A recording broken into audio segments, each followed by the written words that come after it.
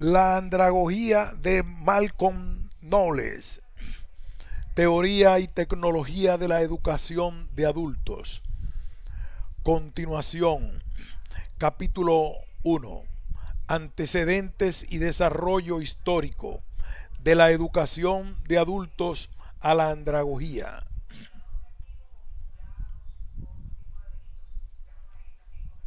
La educación de adultos en la antigüedad.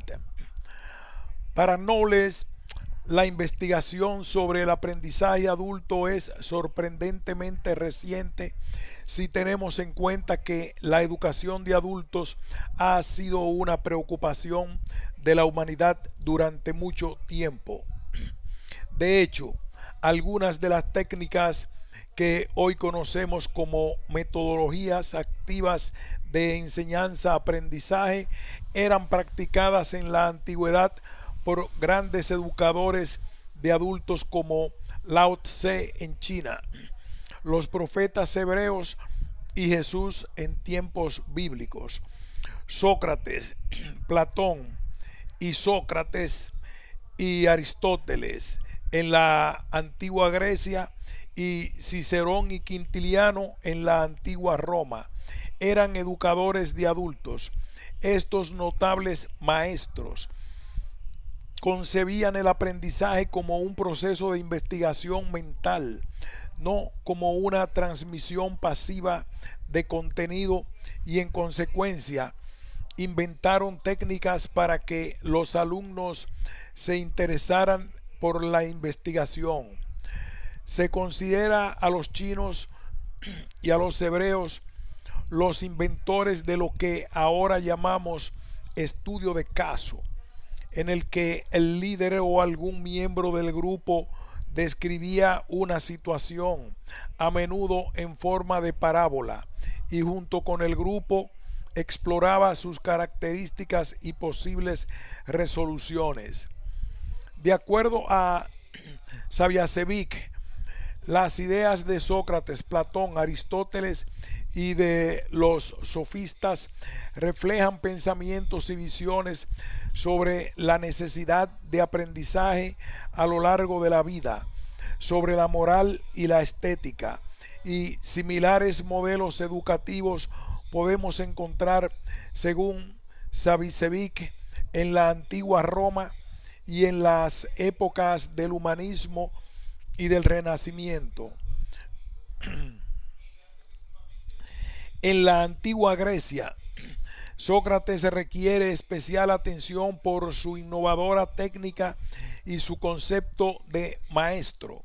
Fue el inventor de lo que ahora llamamos diálogo socrático, tecné, en la que el líder o un miembro del grupo plantea una cuestión o dilema y los miembros del grupo ponen en común su pensamiento y su experiencia para buscar una respuesta o solución. Sócrates puede considerarse el primer profesor andragógico, en el sentido de que no era un maestro que transmite una enseñanza concreta como en el caso de la pedagogía tradicional, sino que lo que hace es tratar y dialogar con quienes se acercan a él, a los cuales considera a todos los efectos no como alumnos, sino como amigos o compañeros. El método didáctico, al que llama mayéutica, consigue que sus discípulos descubran y experimenten dentro de sí el poder de atracción de la verdad y del bien. Como consecuencia, sufren una metanoia o conversión interior que les hace cambiar de mentalidad y de estilo de vida. Ellos mismos son los artífices de esa transformación, los verdaderos agentes de su propio proceso de aprendizaje, que solo indirecta y secundariamente puede atribuirse a Sócrates. Especialmente interesante para el tema que nos ocupa es el autodiagnóstico y autodescubrimiento guiados en términos actuales, de la paideia socrática. Sócrates consideraba que en toda formación entran en estrecha relación tres elementos básicos: physis, ethos y logos. La primera, physis, es una tendencia natural propia y singular de todo ser humano a la verdad y sabiduría. La segunda, ethos, es el hábito del deseo que se consigue a través del esfuerzo orientado a superar la rudeza, la ignorancia. La tercera, logos, se refiere a la ayuda inteligente y eficaz del maestro para alcanzar la verdad, que didácticamente se concreta en el arte de la mayéutica. La mayéutica o alumbramiento es la última etapa del proceso de adquisición del saber, pero esta va precedida por otras dos: la exhortatoria y la investigadora o heurística.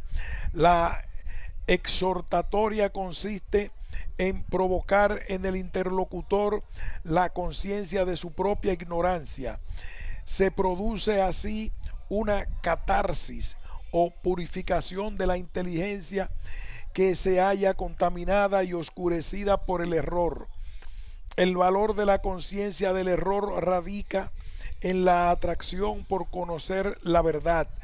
Los recursos didácticos en esta etapa son la interrogación, la objeción, la ironía, la duda y la exhortación. Vemos en esta etapa una evidente analogía con lo que desde la teoría constructivista se denomina conflicto cognitivo, planteado por Piaget en 1978, y del aprendizaje a través del descubrimiento guiado, defendido por Brunner. A partir de este desequilibrio en los esquemas mentales del individuo, en términos constructivistas, provocado por el maestro, el discípulo comienza una fase investigadora o heurística. Una vez evidenciada su ignorancia, conducida por el primero a través del interrogatorio benévolo para que el discípulo pruebe o refute sus convicciones. El método es aquí inductivo, a través de las situaciones concretas y problemáticas. El discípulo debe llegar a conclusiones más generales. En esta etapa, hacia la mayéutica, encontramos coincidencias con el constructivista Brunner, como ya hemos apuntado, que defiende el aprendizaje por el descubrimiento inductivo a partir de datos, de hechos y de situaciones particulares, experimentado y probando hipótesis. Como señalan Redondo y Las Palas, en la mayéutica es el discípulo el que descubre, con ayuda del diálogo activo con el maestro, la verdad que lleva dentro de él y que no puede ser simplemente entregada por medio de bellos discursos. En cuanto a la paideia aristotélica, encontramos dos ideas que consideramos importante resaltar por lo pionero de sus planteamientos y su relación con la educación de adultos, tal como la conocemos hoy en día. En primer lugar, nos referimos a la concepción de Aristóteles de la educación como algo infinito, como un proceso de perfeccionamiento que no acaba nunca, que debe durar toda la vida, es decir, lo que ahora llamamos aprendizaje a lo largo de la vida. En segundo lugar, concibe la virtud no como el resultado de un racionalismo ético como en la paideia socrática platónica, sino como fruto del hábito en el que el deseo juega un importante papel. Nadie es justo solo porque conoce qué cosas son justas, sino que se es justo porque se obra con justicia. Dewey, al que volveremos en el capítulo segundo, es otro de los pensadores que defendió la experiencia real como metodología de aprendizaje, cuyo fin es el que el alumno sea capaz de desarrollar los valores morales, así como la conciencia política y social. Solo así, practicándolos, será capaz de transformar la vida social en una forma de vida justa y democrática.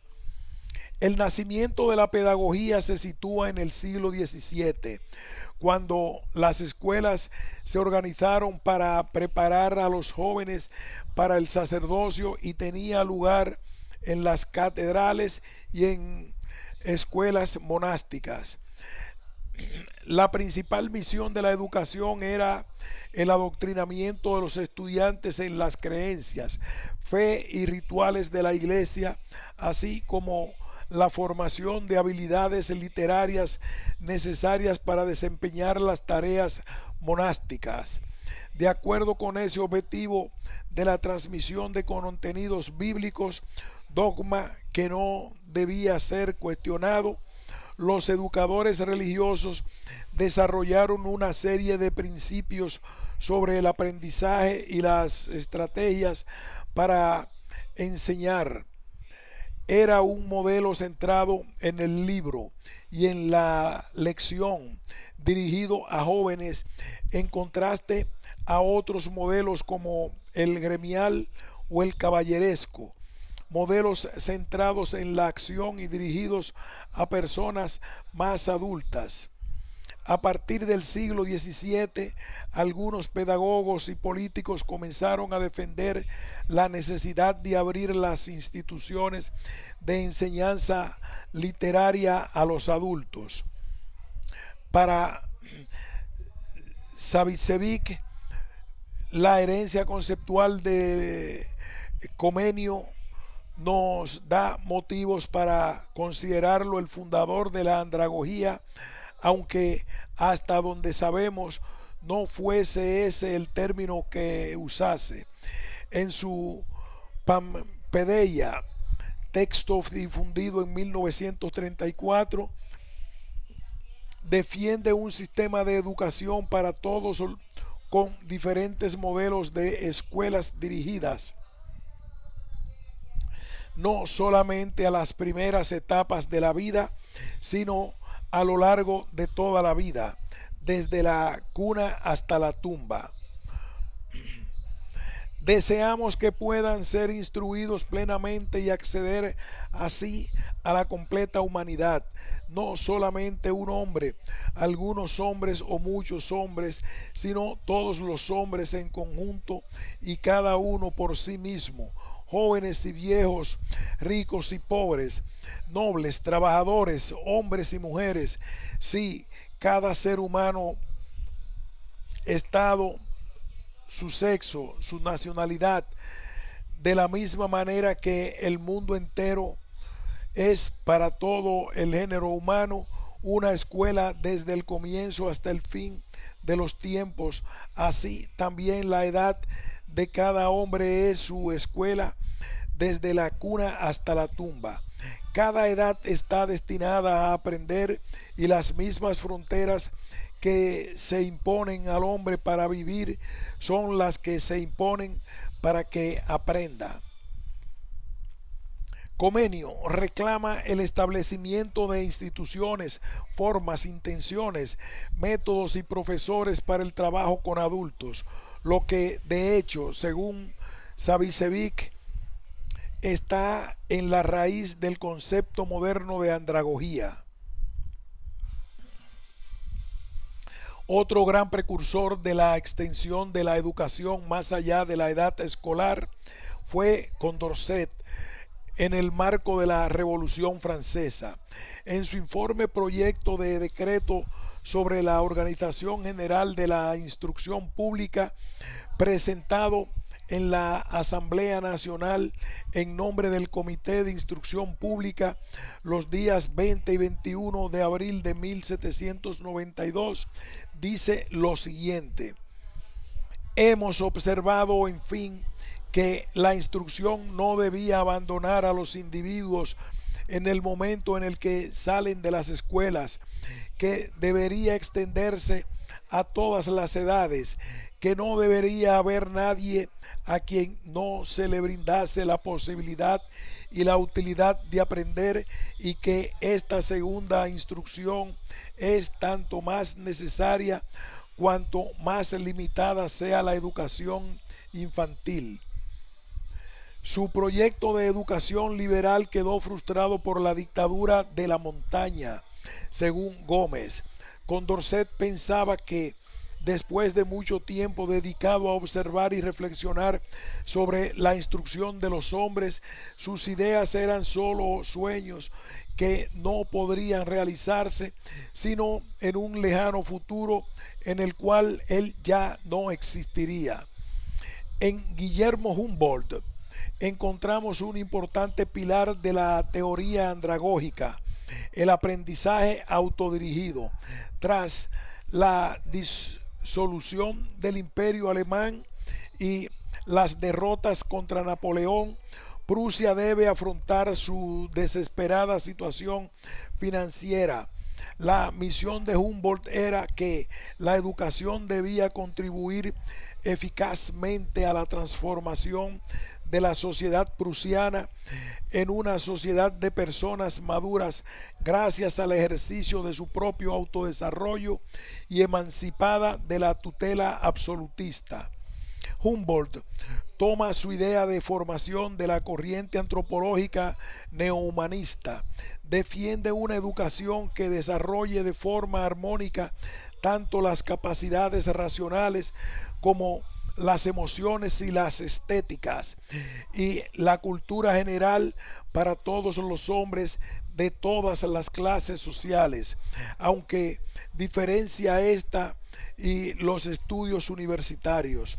Para el político y filósofo prusiano, las pruebas para acceder a la universidad no debían medir la cantidad de conocimientos acumulados, sino la capacidad del individuo de dirigirse a sí mismo, su madurez para alcanzar la autodeterminación y la independencia de la enseñanza de un profesor, pues la ciencia que se cultiva en la universidad no es un conocimiento cerrado y consagrado. Tal preparación debería iniciarse en el nivel inferior o gymnasium. Por tanto, la relación entre profesor y alumno en la universidad que imagina Humboldt posee también cierta correspondencia con la relación entre el profesor andragógico y el alumno adulto. Según Humboldt, en la nueva universidad, la relación entre profesor y estudiante no es la relación jerárquica entre el que enseña y el que aprende, sino que ambos investigan en cooperación, más que el dominio de los contenidos a través de la repetición de lo enseñado.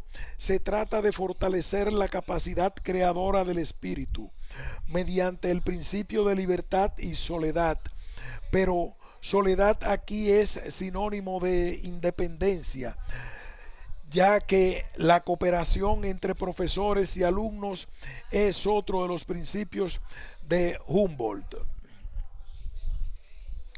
Lamentablemente, las intrigas, las complicaciones burocráticas y la lucha de intereses le llevaron a presentar su dimisión en 1810 sin haber llevado a cabo la reforma del sistema educativo prusiano que había promovido. Aunque su proyecto de universidad sí se materializó en la Universidad de Berlín bajo el lema de una comunidad de aprendizaje que él había ideado.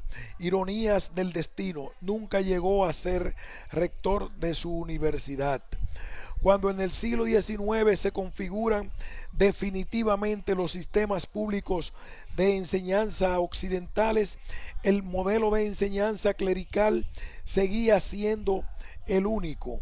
La base institucional de la educación de adultos se formó durante las postrimerías del siglo XVIII y los comienzos del siglo XIX. Bretaña presentó la emergencia de sus institutos de mecánica, escuelas de trabajadores, extensiones universitarias, centros dedicados totalmente a la instrucción para adultos. En otros países, universidades populares, educación por correspondencia y asociaciones educacionales de trabajadores surgieron en el siglo XIX. Savicevic, 1999. Los esfuerzos en todas estas instituciones se dirigían a satisfacer las necesidades de formación de los adultos que no ofrecían las escuelas para niños.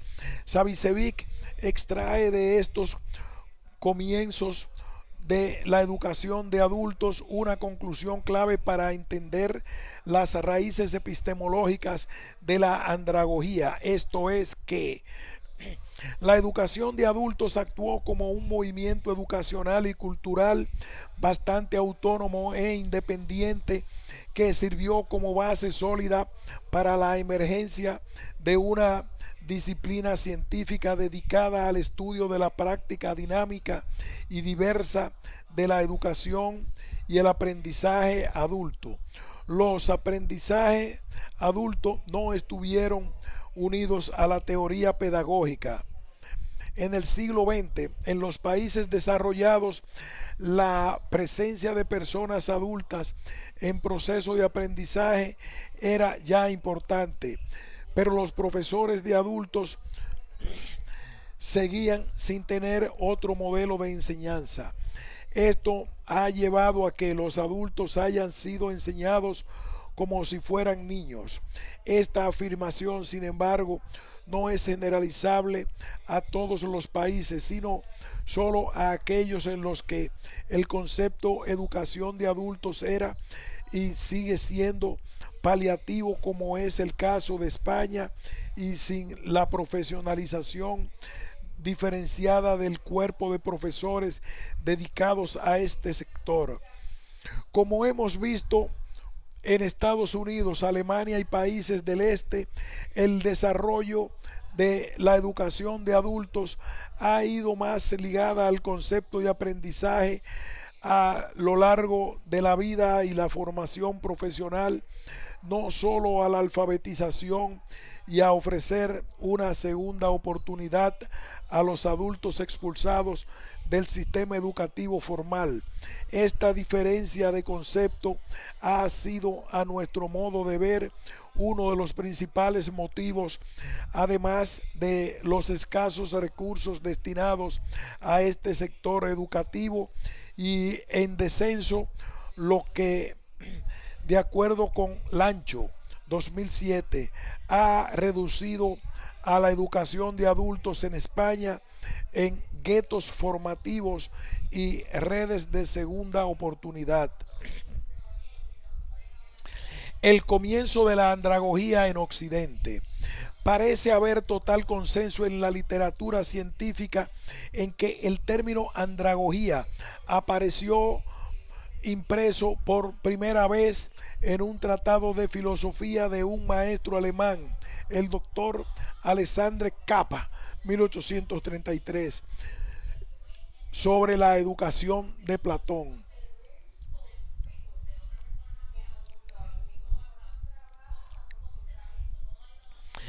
En el libro Capa describe la necesidad de aprender a lo largo de toda la vida. En aproximadamente 60 páginas argumenta que la educación, la autorreflexión y la educación del carácter son el principal valor de la vida humana. Capa se refiere tanto a la educación del interior, personalidad subjetiva, carácter, como a la exterior, competencias objetivas. Según Capa, el aprendizaje sucede no solo a través de profesores, sino también a través de la autorreflexión y la experiencia de la vida. La andragogía es, por tanto, más que enseñar a adultos. Kappa no explica más el término andragogía ni desarrolla una teoría, pero justifica la andragogía como una necesidad práctica de la educación de adultos. Herbert, filósofo y educador de la época, considerado el padre de la pedagogía, se opuso a la idea de andragogía de Kappa. Herbert pensaba que el proceso de educación y el aprendizaje guiado solo podía ser aplicado a la persona joven. A pesar de que las ideas de Kappa no fueron aceptadas, la cuestión de dar nombre a la disciplina enfocada en la formación fuera de las escuelas de los niños sí fue seguida y surgieron otras alternativas desde otras disciplinas como la pedagogía social. Sin embargo, según Savicevic, en el siglo XIX en Alemania siguen empeñados en encontrar un nombre para la disciplina que se ocupa de la educación y el aprendizaje de los adultos. Uno de los autores alemanes que abogaron por el nombre de andragogía fue Rosenstock Huessy, aunque no se refiere a esta como una ciencia, sino como un método necesario cuyo desarrollo instó al considerar que la educación de adultos no podía basarse en los métodos pedagógicos.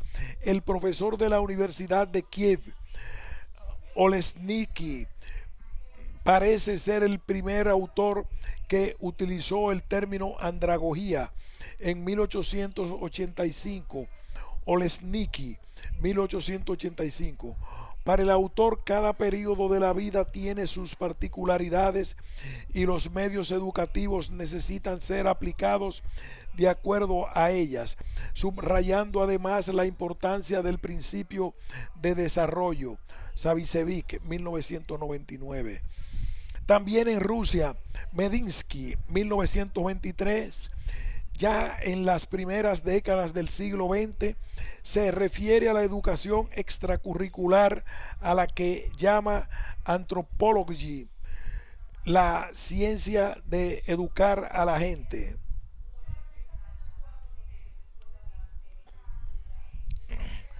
También en Rusia, Medinsky, 1923, ya en las primeras décadas del siglo XX, se refiere a la educación extracurricular a la que llama anthropogogy, la ciencia de educar a la gente. Este término, que engloba la educación en todas las etapas, comprende tanto la pedagogía como la andragogía. Según Knowles, la obra clave para la expresión y expansión del término a otros países europeos, Alemania, Austria, los Países Bajos y Yugoslavia, fue Introducción a la Andragogía, cuestiones básicas en educación de adultos, del profesor alemán Franz Progler. En Estados Unidos, y según Knowles, se identifican dos corrientes, una basada en las investigaciones conductistas que giraban en torno a la cuestión de si los adultos pueden aprender, y otra a la que llama la artística, basada en la intuición y el análisis de la experiencia. En la primera, la investigación sobre aprendizaje adulto comienza a principios del siglo XX de la mano del psicólogo conductista Thorndike. Las investigaciones conductistas en el diseño a menudo extrapolaban las condiciones de la investigación con niños a los adultos. El primer libro para informar de los resultados de la investigación fue Adult Learning, Thorndike, 1928, y los experimentos concluían que los adultos sí pueden aprender de lo que, a pesar de sus limitaciones, según Knowles, era importante. La otra corriente está representada por Lindemann, fuertemente influido por la filosofía educativa de Dewey, quien sienta las bases para una teoría sistemática sobre el aprendizaje adulto. En los años 30, Knowles se unió a la nueva Agencia Nacional de Juventud en Massachusetts. Su trabajo consistía en averiguar qué habilidades buscaban los empresarios locales, el establecimiento de cursos para enseñar esas habilidades y reclutar a los jóvenes para que hiciesen los cursos. Cuando llevaba 3 meses en el trabajo, conoció a Lindemann, quien supervisaba la formación dentro de la NIA. Knowles leyó The Meaning of Adult Education, Lindemann, 1926. Estaba tan emocionado al leerlo que no podía dejarlo. Se convirtió en mi principal fuente de inspiración e ideas para un cuarto de siglo. Por tanto, la andragogía en Estados Unidos surge como la necesidad fundamentadora y orientadora en el marco de una nueva profesión, la educación de adultos, que comenzó en Estados Unidos en los comienzos del siglo XX. Knowles describe este contexto que culmina en los años 50, cuando la educación de adultos comienza a profesionalizarse. Durante los años 20, los profesores de adultos comienzan a experimentar problemas con el modelo pedagógico en su práctica. Los índices de abandono eran altos y se consideraba exitoso a un profesor que conseguía retener a sus alumnos. Entre 1929 y 1948, en el Journal of Adult Education, que fue publicada la American Association for Adult Education, podían leerse algunos artículos sobre estos profesores describiendo prácticas que se desviaban del modelo pedagógico. Según Knowles, los autores de esos artículos transmitían un sentimiento de culpa por no estar siendo fieles a las normas académicas, debido, según Knowles, a que no tenían una teoría que apoyase sus prácticas, que basaban en su intuición y experiencia. En los años 50 comienzan a aparecer libros que analizan esos informes de los profesores y extraen principios que son comunes a ellos. Uno de esos libros es el del propio Knowles, Informal Adult Education, Knowles, 1950. En él se limita a enumerar una lista de principios, no hace un intento de desarrollarlos en una teoría unificada, ni utiliza el término andragogía, ya que, como veremos, su encuentro con el término no se produce hasta 1967. En Europa, los informes sobre el uso de la andragogía llegaban a las revistas especializadas desde la práctica, desde los educadores de adultos en ejercicio y desde la teoría de los académicos, lo que Richman llama las dos caras de un mismo espejo, sugiriendo que la educación de adultos se refiere a la práctica y la andragogía a la teoría. Pero el ahora creciente y compartido uso de términos indicaba que una nueva diferenciación entre hacer y reflexionar se estaba desarrollando, tal vez necesitando un término separado. Este análisis, a nuestro parecer, relega a la andragogía a un papel pasivo de espectadora reflexiva sobre lo que en la práctica educación de adultos sucede. Se trata de una función contemplativa sin carácter normativo que no concuerda con la visión de la andragogía de Knowles con papel prescriptivo y tecnológico, además de reflexivo y fundamentante. El salto definitivo hacia la andragogía se produce en los años 60 cuando, según relata Knowles, el conocimiento generado desde distintas disciplinas científicas relacionadas como la psicología del desarrollo, la sociología, la gerontología y la antropología, tanto en Norteamérica como en Europa, apoyaba las instituciones, la apoyaba las intuiciones de los educadores de adultos y otorgaba una amplia fundamentación que permitía comenzar a hablar de un modelo teórico paralelo a la pedagogía. Pronto los educadores de adultos europeos sintieron la necesidad de etiquetar este nuevo modelo teórico que les posibilitaba hablar sobre él de forma paralela a la pedagogía. Lo etiquetaron como andragogía.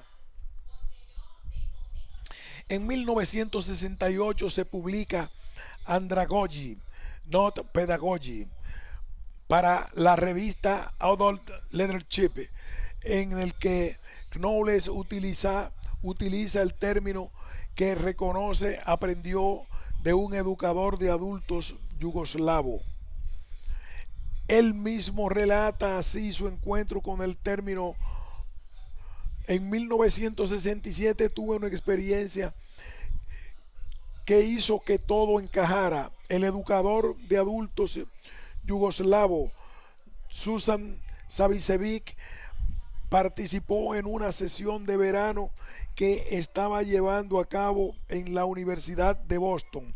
Al final de la misma llegó a mí con sus ojos brillantes y dijo: Malcolm, usted está predicando y practicando la andragogía. Le respondí: Watagogy, porque nunca había oído el término antes.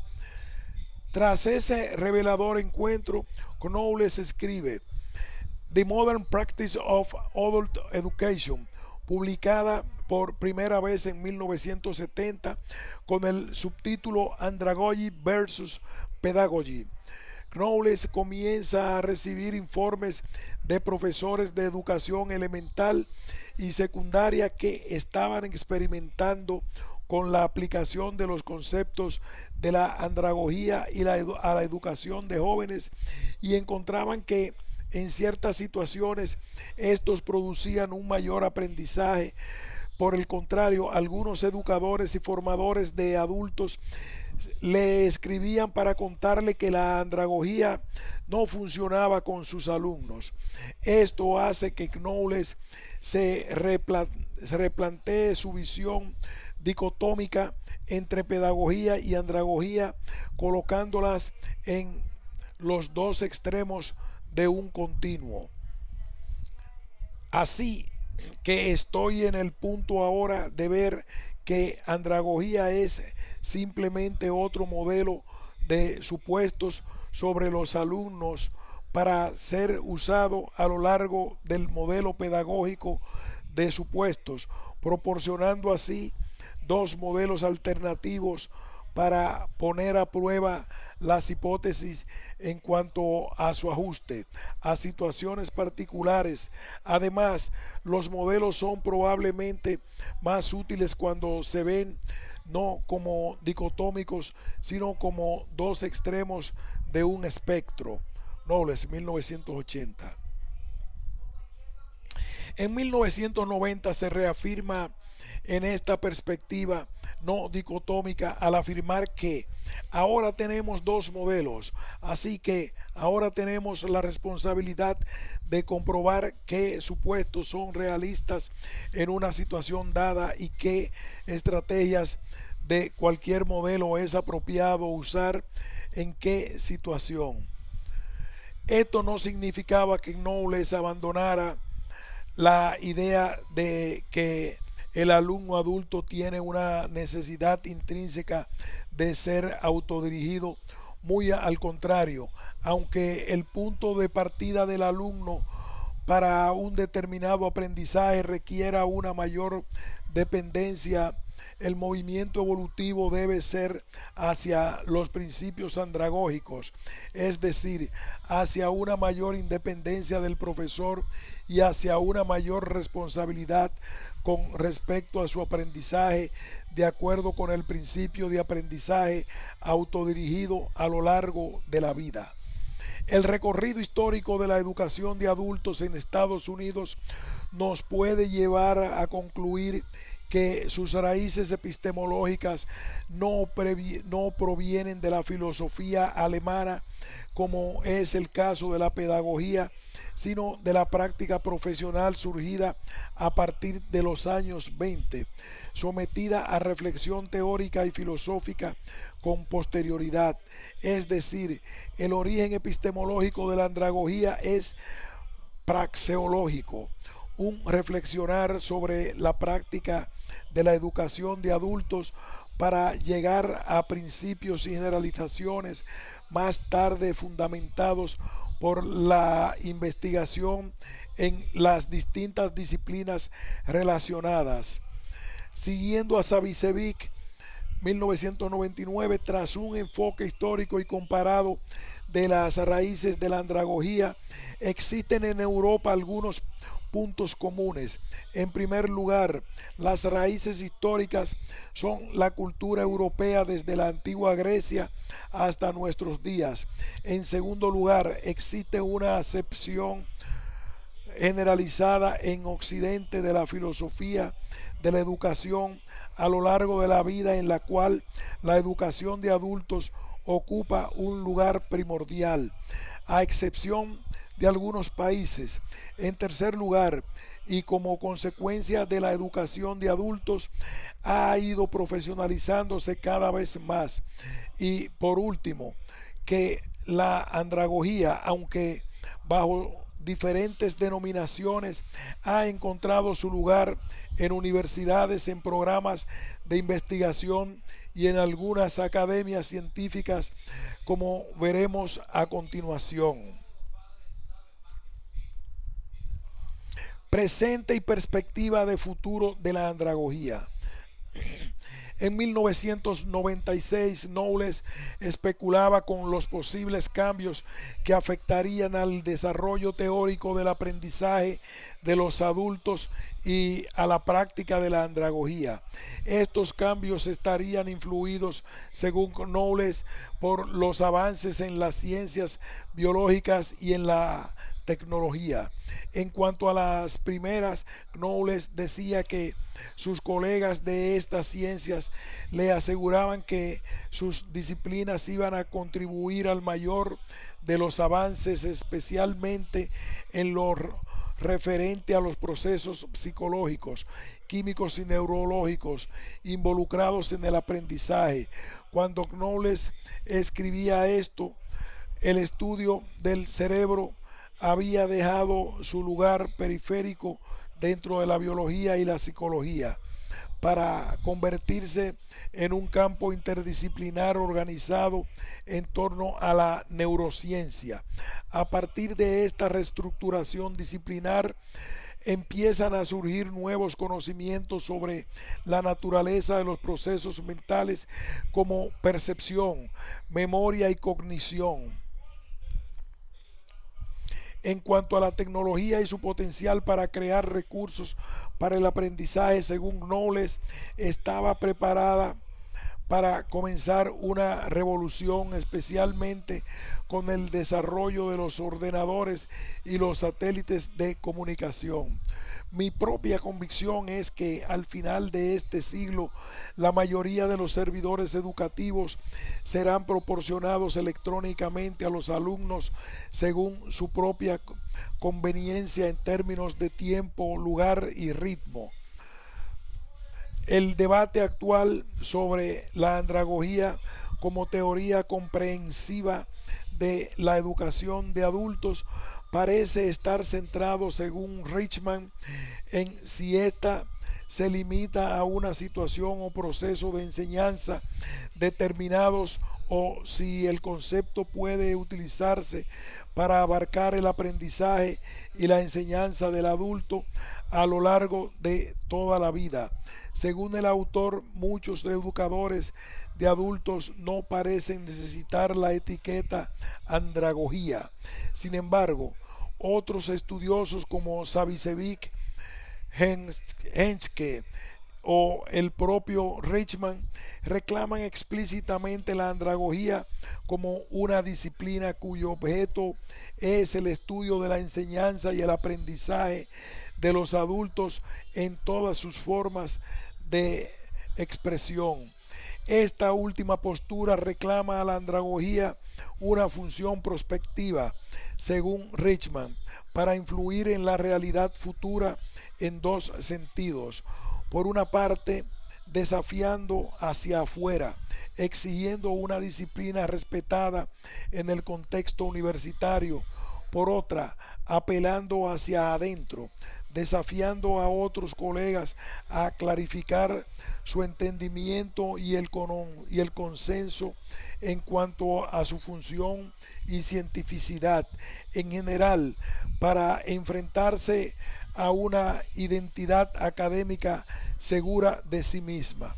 Para Savicevic, el creciente número de jóvenes investigadores que han mostrado interés en la andragogía y aún cada vez más amplio número de publicaciones en diferentes idiomas ha contribuido a establecer la andragogía como una disciplina científica. Según el mismo autor Savicevic, a pesar de los puntos comunes en la manera de entender la andragogía actualmente en Europa, el concepto de andragogía no es homogéneo, coexistiendo varias escuelas de pensamiento. La primera escuela podemos situarla en países de Europa Central y del Este, donde la andragogía se refiere a una de las disciplinas de la pedagogía, mientras la pedagogía es considerada como una ciencia integradora de la educación. Esta perspectiva la encontramos en algunos autores de Alemania y Yugoslavia, en Polonia, Checoslovaquia y Rusia. La segunda escuela de pensamiento sobre la andragogía en Europa aglutina a los autores que consideran que la andragogía no forma parte de la pedagogía, sino que ambas forman parte de una ciencia general de la educación. Una variante de esta concepción se sitúa en los Países Bajos y se caracteriza por un enfoque comprensivo bajo el término de angología, como ciencia de la educación en general, como ciencia integradora que no solo estudia proceso de enseñanza-aprendizaje, sino que incluye otras formas de guía y orientación. Otro análisis sobre el estado actual del uso del término andragogía es el de Richman. Según el autor, en la actualidad existen tres formas de entenderlo. Por una parte, en algunos países hay una creciente concepción de andragogía como el enfoque académico para el aprendizaje de adultos.